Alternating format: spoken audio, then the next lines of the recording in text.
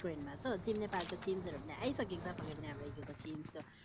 के भन्छ ब्याटल बन्नेवाला रहेको हामीले देख्न सक्छौँ यहाँबाट भनेदेखि टिम नेपालको टिम अगाडि बढिसकेको छ मात्र भनेको थियो zero has been taking down यहाँबाट साइक्लोनद्वारा निकै नै मिठो गरेर अगाडि बढिसकेको पक्कै पनि जलमा म यसै गरेर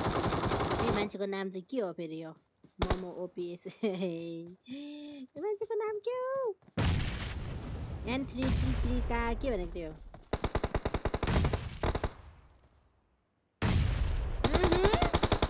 सक्छ त नि